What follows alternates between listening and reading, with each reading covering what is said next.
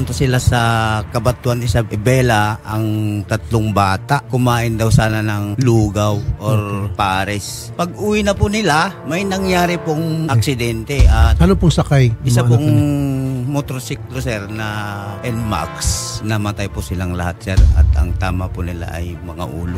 May madilim po na bahagi doon, sir, na may naipon na tubig, sir. Doon po siya dumaan, sir, at doon po sila nawalan ng control, sir. Kaya po sila sumalpok po din sa poste at sa mga barrier, sir. May sumusunod po na truck sa kanila. Walang collision yung truck at yung motor, sir. So is it possible na baka yung truck ang nakabangga dito sa motor? Hindi po kami tumitigil dyan sa investigasyon, sir. Lalima investigasyon. Okay, Major, sir? Opo, sir. Saan po? Patuloy naman po yung pagkanap namin po ng evidence. Kung may managot, dapat managot. At magbayad yung dapat magbayad. Okay?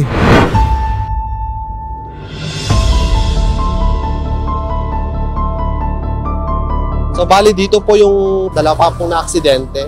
So bali ito po yung dugo po nila. Tapos si Ian po, bali dito na po siya, ma'am eh. Dito po banda, dito na po siya. Pero parang siya lang po yung nahiwalan. Ang baka, ma'am, dun na po, ma'am eh. Doon po yung may tubig. Dito po wala po kami nakitang tubig that time. Sa CCTV po, ma'am, parang nasa ano po sila, nasa gitna po sila eh. Tapos biglang gumilid po sila. Nagutom daw po sila eh. Tapos naghanap po sila ng makakainan dito po sa Cabanatuan.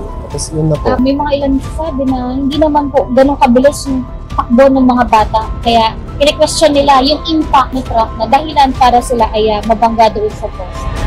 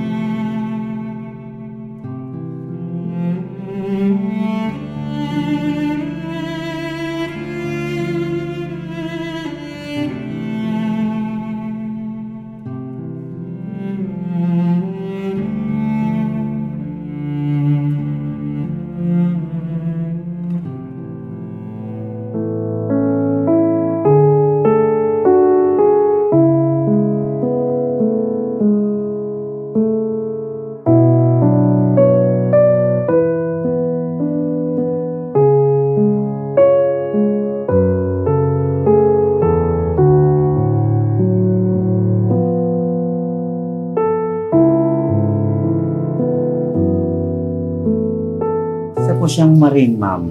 Only child. Yan. Yung bata na yan ay mabait. Wala akong masabi. Hindi siya sumusumbat sa magulang yan. Ang sabi niya sa akin, ma'am, 3 years pa, dada. Pag ako na nakapagtrabaho, ay hindi ka na magtrabaho, sabi niya sa akin. Eh, ganyan naman ang nangyari. Nawasak lahat yung mga pangarap niya sa buhay. Talaga sa amin ang pagkain. Pag pinapagalitan namin yan, mamiting-hindi lang yan.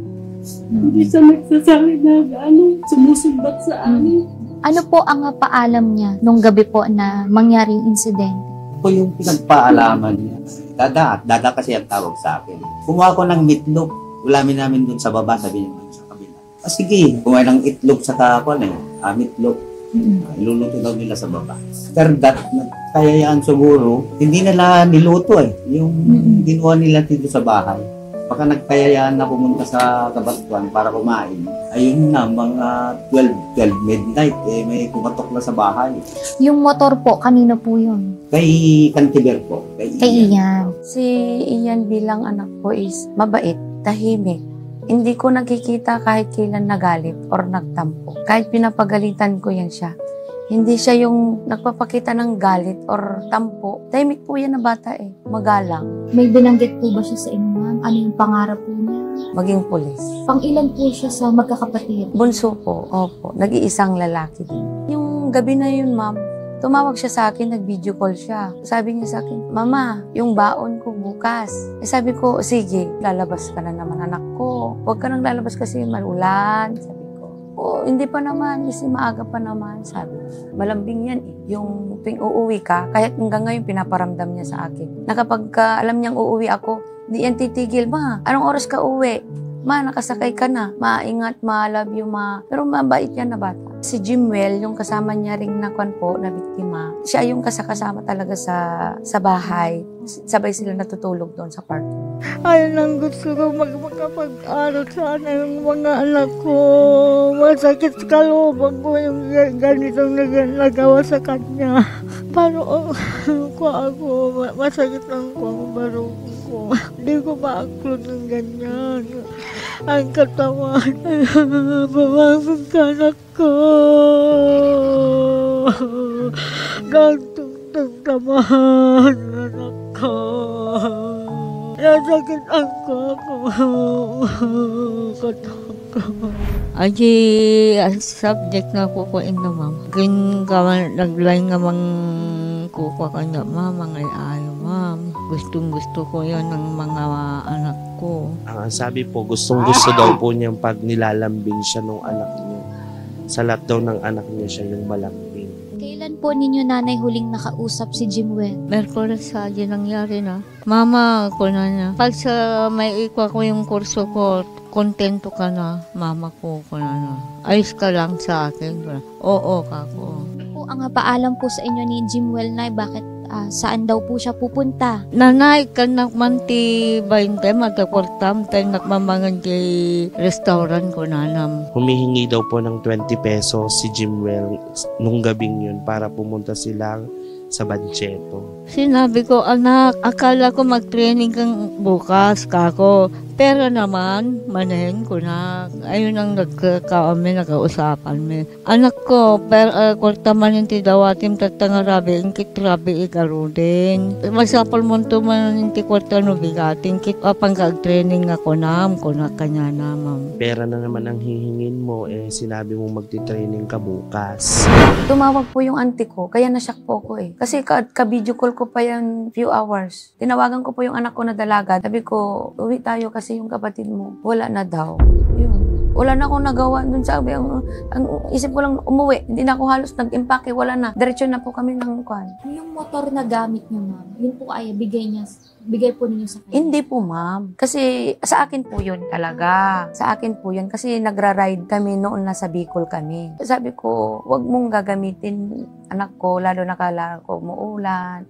Huwag kayong lalayo. Nagpaalam ba ma'am sila nung gabi? Hindi po. Pinayuhan ko pa nga na yung GCash niya, wag kukunin na sa labas. Sa auntie ko na lang po ipapadala. Kaya sabi ko, para lang hindi lang siya lumabas. Kaso siguro, nagbibilyard yung mga pinsan niya dito, naglalaro lang po. Tapos nagpuntahan sila sa bahay. Ganun, nagyayaan sila na doon kakain sa bahay. Siguro hindi sila nakontento doon sa kwan. Kasi mahilig po talaga yan sila kumakain sa pansitan po. Dadayo sila. Opo. Etong tatlo po na ito, talagang close po ba silang tatlo? Close silang talaga dyan. So madalas po ay magkakasama sila. Yes. Ano ho sa tingin po ninyo ang nangyari sa mga bata? According sa CCTV na nakikita natin sa police station at sa even sa mga relatives namin, eventually mayroon tayong isang witness na pinabol pa yung trailer pagkapat hindi niya naabutan kasi malayo na nasa kwan na ng community center ng Arana at umiiyak na yung asawa niyang buntis. Binalikan niya yung asawa niya. Pero nandun na yung mga bata. Ano daw po ang nangyari? Hindi niya masabi yung kwan natin pero nakita niya na yung trailer na lang yung sasakyan na dumaan. Bakit napalapit na po sa programa ang pamilya? Sakit lang sa dibdib namin kasi hindi naman sa kuan ng mga pulis ng road na ang pinagtataka ko lang kung biruin mo naman na wala pang 12 hours or 24 hours nilabas na ang kuan nilang self-accident ba? Tingnan mo nga naman yung sitwasyon ng mga ulo ng mga anak namin. Parang sila hindi mo na makon yung mukha nila kung sila talaga. Hindi naman po ako maniniwala na aksidente lang yun. Kasi kahit sino naman po makakita ng mga itsura nila, ma'am, hindi maniniwala. Self-accident. Okay lang po sana kung mag-isa lang siya, di ba po? At mabangga sa poste, oo, maniniwala kang bumagsak siya talaga at nadurog yung mukha niya sa poste. Or kung sa anumang matitigas na bagay. Kung mag-isa lang siya or dalawa. Pero tatlo yun po, ma'am Bakit pare-parehas sila ng itsura? Na wasak yung ulo, nadurog yung mga mukha nila. Kahit namatay na yan sila at wala na sila, hindi kami matatahimik po na wala kaming ginawa at ipinaglaban yung karapatan ng mga anak namin. Lalo na hindi kami walang nakakapaniwala na hindi self-accident po yun. Wala naman po kaming sinisisi. Wala kaming kahit sino, kahit pulis or sino man. Ang gusto lang po namin malaman po o accepted naman po namin na ganun po yung nangyari. Pero yung ganun na itsura, siguro maghahanap pa kami ng sapat na dahilan na yun lang po. Hindi lang kayat ko, mapasama, hanggang magpaglibakan, tipis-tipis lang kasi awamit kami may masiling, ma'am. Hindi nga papatay na, ma'am. Ang gusto lang daw po ay makamit nila yung hustisya ng pagkamatay ni Jimuel. Kayo po ba, nanay, naniniwala kayo na aksidente po nangyari o may dahilan po bakit po ito nangyari po sa magpipinsan? Ando sa bali, ma'am. Umali, ma'am. Noon isang gabi, nagganito ko, hi, kako. Pinasitig ako siya, abirat ko dyan sa bahay nila. Lang dito sa kanya, bakit hindi na ano? Ayun lang ang gusto ko. Aksidente daw po, kasama na ito, pero ba't hindi man lang nagasgas? Kaya hindi daw po siya naniniwala na aksidente lang yung pangyayari. Tanggap ko na wala na siya. Kasi hindi naman na natin may babalik ang buhay ng anak ko eh. Ang hiling ko lang po ay kung may power play ba o may nang sagasa or ano ba nangyari. Yun lang naman ang gusto kong maliwanagan sa mga tatlong bata na ito. Dear Lord, huwag mo kaming pababayaan ni Dada mo, Ikaw na po, ikaw nang bahala sa amin. Huwag kang mag-aalala. Mahal na mahal ka namin ng Dada mo. Nak, sorry na. Wala si mama sa tabi mo. Hindi ko nakasama yung anak ko mula paglaki. Tulungan mo kami na gabayan nyo kami. Kami na kayong tatlo. J. Lord, Jimuel, gabayan nyo kami. Patibayan nyo yung loob namin, labanan. Kasi napagod na rin kaming umiyak. Pagod na rin kaming maghintay. Hindi naman kuwan, pero andyan kami pa rin na maasa. Dahil natin na Mike, sir. Ngayon kukuha ka namin maturpos na ata kurso na, sir. Paano ngayon nangyari sa kanya? Ulo naman nag-aksidente kanya na. Kung maklunti papatay na custom, sir. Paano na ito? Mahirap ang kuhaan ko yan. Hindi daw po matanggap yung pagkamatay ni Jimuel lang parang siya na lang yung tanging pag-asa ba. Pero nawala pa. Huwag po kayong mag-alala po, karamay po ninyo si Idol Rafi. Hindi po kami titigil hanggat di po natin maibigay yung hustisya po na hinihingi po ng pamilya. Thank you ka, Idol Rafi. Kamanating ka, Idol Rafi. Matulungan na kami. Maraming salamat po, Idol Rafi, mula po sa staff na nag-asikaso sa amin simula nang dumating kami. Maraming salamat po. Hindi po mababayaran ng kahit ano yung suporta at pagmamahal na binibigay niyo po sa mga kagaya naming maralita. Kaya Idol Rafi, maraming salamat. Mabuhay po kayo. Nagpapasalamat ako ng marami kay Sir Rafi Tulfos, Sir Senator. Saludo ako sa iyo. Tulad naming mga mahihirap ay tinutulungan mo kahit papaano. Saludo ako talaga sa iyo, sir. Kami po'y lubos na nagpapasalamat sa pagtulong niyo sa amin. Wala pong pasasalamat namin sa inyo is kulang na salita. Sir Rafi Tulfo, maraming salamat po sa programa ninyo. Sa lahat po ng staff, maraming po salamat. Kayo po yung number 1 po na kailangan ng ating mamamayan po. Mama, gaya po ng pangako po ni Idol Rafi. Gusto po namin malaman kung magkano po ba yung ating nagastos po sa funeral ni Ian. Sa funeral po kasi ng anak ko, ma'am, ginamit ko po yung plan ko. Ayun na nga, nangyari na po yun. 43,500 sa loob ng 5 years. So, gaya po ng pangako ni Idol Rafi po sa programa na lahat po ng family ay shoulder po ni Idol Rafi yung expenses po sa funeral. Ibabalik po ni Idol Rafi yung nagastos po ninyo. Thank you, ma'am. Papasalamat din tayo sa LGU dahil doon sa dalawang family na nakinuha ang carbonal funeral ay sinagot na po ng LGU. Since kay Ian, ayan, kinuha ni Mami yung ginamit niyo kanyang St. Peter kaya hindi na po ito na i-shoulder pa ng LGU. Apo. Kaya ang gagawin po natin, i-reimburse natin, no? Ibabalik natin sa family. Hawak ko na po, Ma'am, yung pera. Thank you, Idol. 1, 2, 3, 42, 43, 500. Maraming salamat po. Walang hanggang pasasalamat po sa inyo.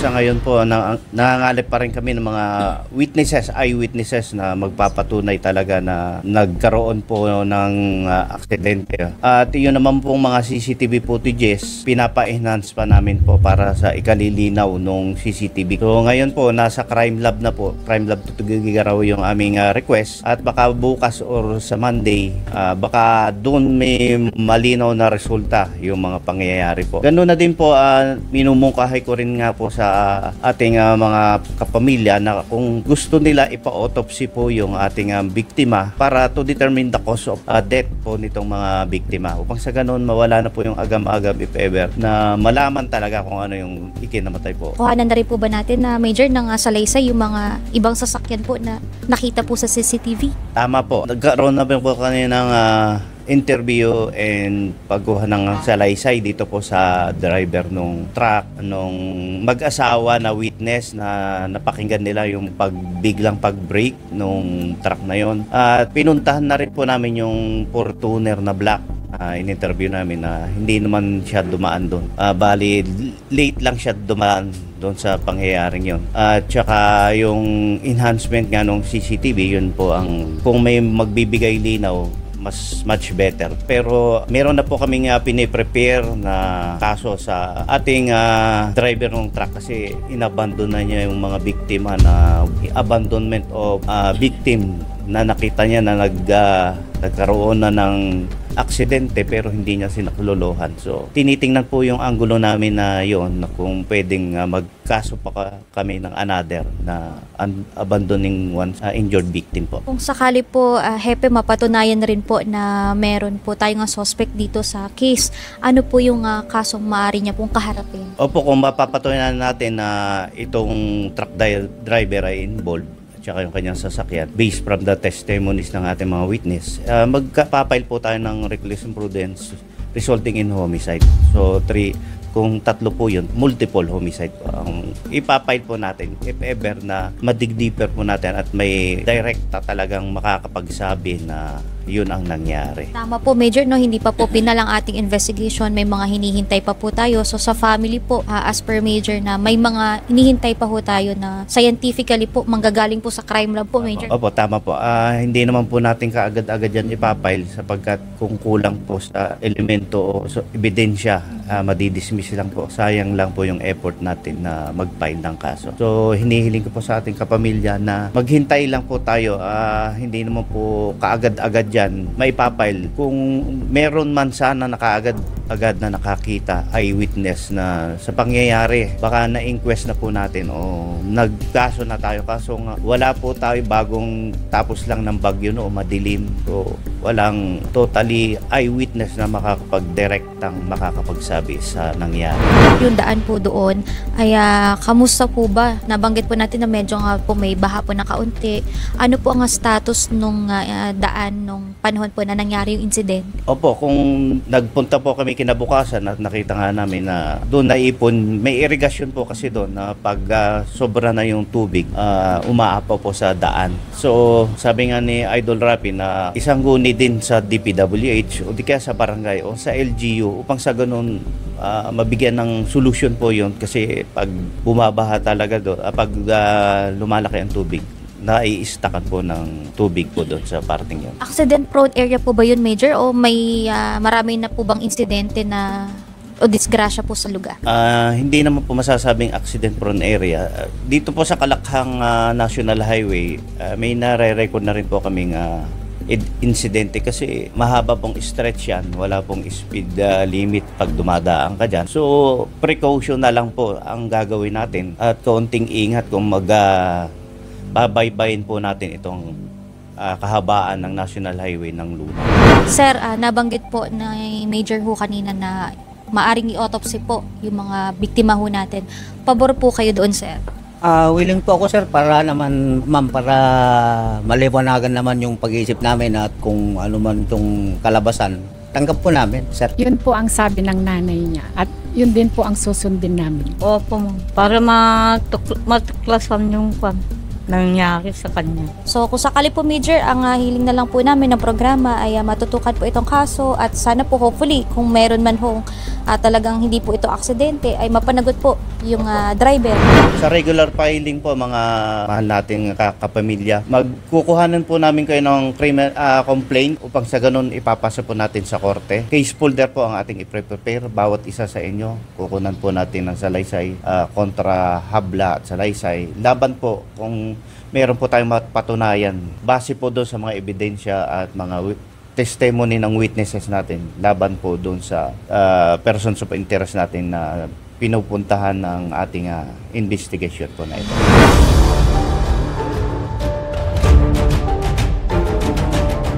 Meron po tayong CCTV doon. Kaya lang, nataon po na brown out, kaya hindi po gumana yung CCTV po natin. Naputol po yung live ng kuryente doon, kaya totally brown out po doon na lugar sa sitio. Kaya yun pong mga constituent po natin na nag-evacuate po dito sa barangay center po natin, dito sa school, hindi na po sila umuwi kasi yun pa, gawa nga po ng brown out po doon. Kaya ayaw na po nilang umuwi, nag-stay na po sila dito. Ano po ba ang estado ng panahon po ng araw po na yun, October 3? Ay, pong bagyo yun pa, ma'am. Dalawa po itong nakakuan doon. Yung pangalawa po kasi, hindi po gumana. Kasi yun po nakatutok doon, nakakonect po sana doon sa kuryente ko. Yun kaya lang, brown out. Yung nakita po namin doon, nag-review po kami dito, meron po yung mga sasakyan na dumaan doon. May dalawang Fortuner po yata yun. Basta 4 wheels po. Tapos yung trailer, dumaan din po yung trailer. Kaya lang, meron yung isang sasakyan doon na nauna kaysa sa trailer. Ngayon, yung isang sasakyan po na yun, parang nag-stay doon Itong trailer na sumusunod, lumiko pong ganon. Lumiko siya. Tapos yung motor, andito naman na banda dito sa gitna. Kaya nagkurba na po yung trailer. Dire-diretso na po siya. Doon po ba, Kap, sa area ay may mga street lights po and then nabanggit po nila na may baha po doon sa daan. Ano po ang meron po noong October 3? Tungkol po sa street light, meron po talaga. Tapat na tapat po doon sa pinangyarihan ng insidente. Kaya lang, yung sinabi ko po, na brown out po. Kaya hindi po gumana yung street light. Pangalawa, yun po tubig na sinasabi nila noon. Kasi yung time na yon, biglang dumating po yung tubig sa irrigation, nabarahan po yung patawid doon sa karsada na imburnal. Meron daw po atang naibara na mga kahoy. Kaya meron po atang nag-overflow na konting tubig na umagos sa daan. Minimal lang naman po, konti lang po yung mga doon. Kasi apaw lang pa naman yung mga tumatagas noon. Wala pong overflow. Ngayon lang po nangyari yun.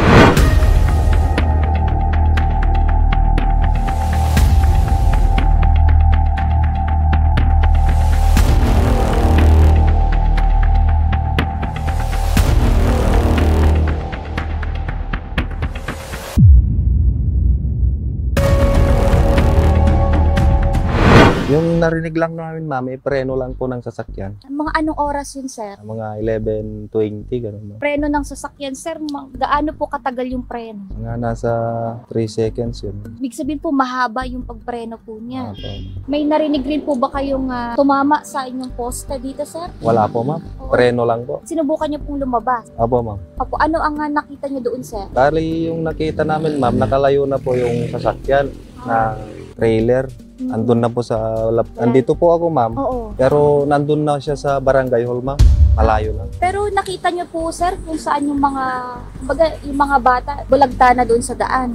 Opo, ma'am. Opo. Saan po banda, sir, yung motor? Sa kabilang kalsada na, ma'am. Okay. Sa gitna ng way, nakakabila. Opo. Pero yung mga bata, sir, saan po sila nakapwesto? Sa gilid po, ma'am, ng Sa tabi po ba mismo ng poste, sir? Opo, ma'am, doon lang po. Ano ang itsura po ng mga bata? Wala na, ma'am. Talagang nakahiga na sila. Patay, talagang dead on the spot. May iba pa po ba, sir, na sasakyan maliban po doon sa truck na napansin po ninyong dumaan? Wala naman po, ma'am. Parang talagang yun lang nakita namin, yung malaking truck na trailer.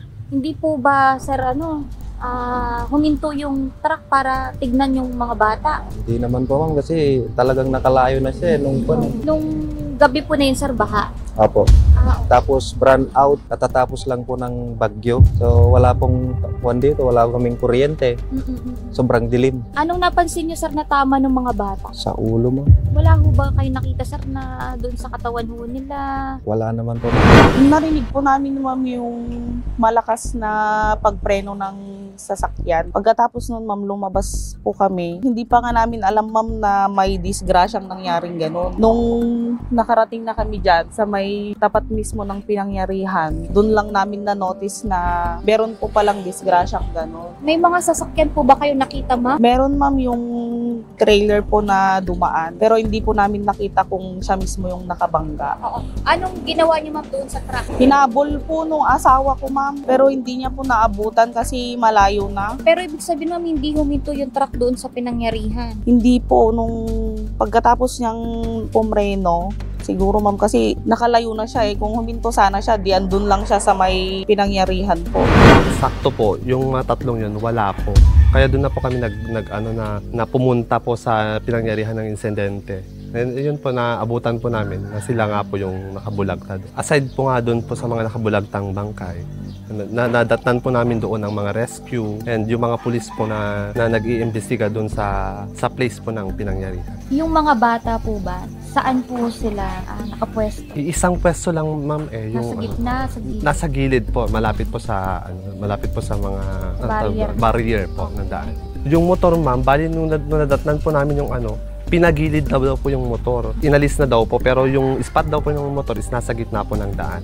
Ano po ang damage? Sa may left side po, ma'am, parang gas-gas, tapos sa may bandang harapan, parang wasak po talaga. Nabanggit po ba doon kung saan po tumama yung mga bata? Base po sa report po ng pulisya, sila daw po ay tumama po doon nga po sa barrier, sa poste daw po. Yun po ang nakita po namin sa report po na nilabas po ng mga nag-interview yung news. Pero doon po sa barrier, wala po kaming nakitang dugo, ma'am. Parang ang nakita lang po naming dugo talaga sa mismong tapat po ng mga ulo po nila. Sa base po sa nakalap, ma'am, doon po sa kuha ng CCTV kasi ilaw lang po kasi yung malinaw po doon. Kasi parang naanuhan po ng ilaw yung CCTV sa sobrang lakas po siguro. Hindi po siya visible na makita kung ano po talaga yung pinangyarihan. May nakikita daw po sila talagang may something po sa CCTV footage. Ilang sasakyan po yung dumaan nung nangyari po yung incident? Based po dun sa CCTV, ma'am, dalawa po talaga. Yung trailer truck at saka SUV po ata.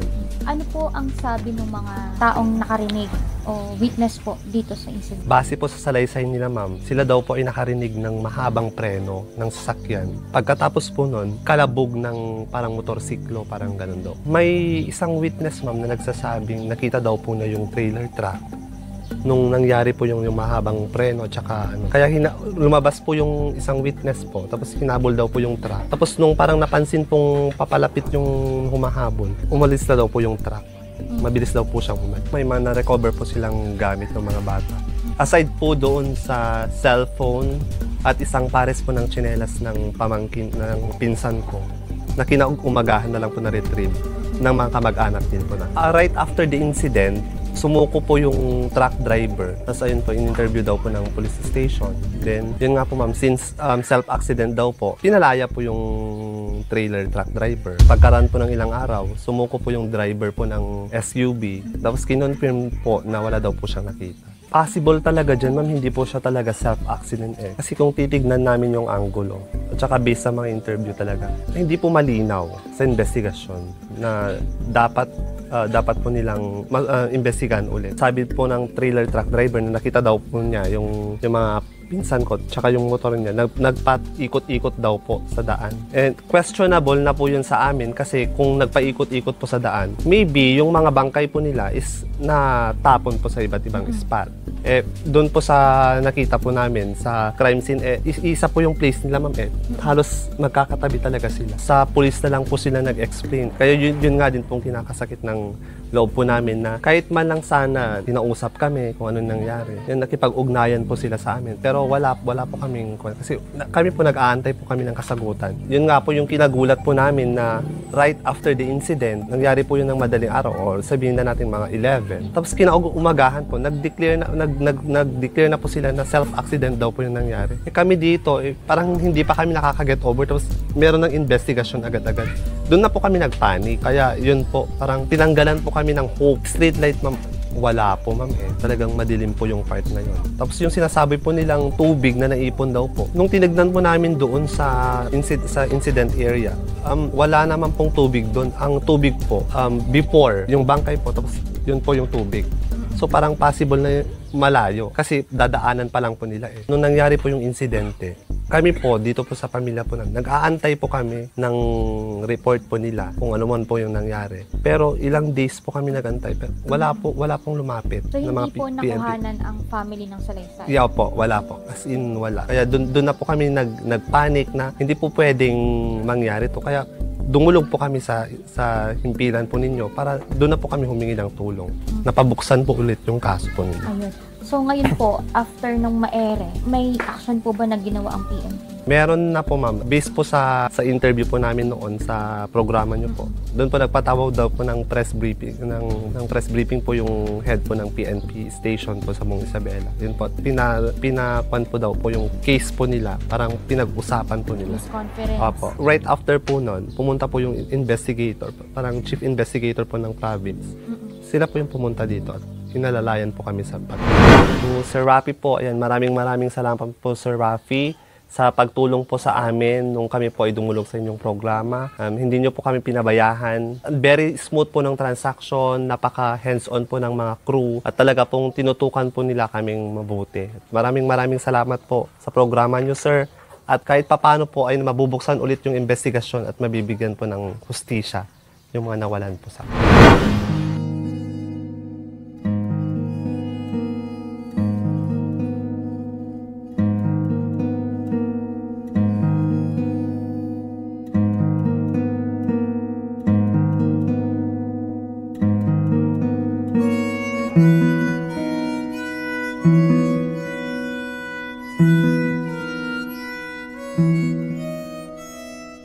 Sa kagustuhan ng pamilya na malaman ang tunay na dahilan ng pagkamatay ng kanilang mga anak, ay napagdesisyonan ng PNP na magsagawa ng autopsy dito sa labi ng 3 nating biktima. At nandito tayo ngayon sa funeral at kasalukuyan na po nga sinasagawa ng forensic unit ang autopsy at maghihintay na lamang po ng ilang araw ang mga pamilya upang malaman natin ang resulta.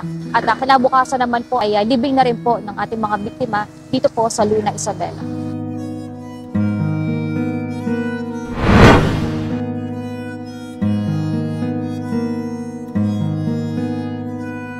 Nandito na po kami sa morgue para autopsihan ang ating mga bata na nadisgrasya dito sa Luna. Maraming salamat po at sana po ay mabigyan po ng linaw ang gawing autopsy ng mga bata para managot ang dapat managot sa aksidenteng ito. Salamat po uli, Senador Tulfo. Mabuhay po kayo.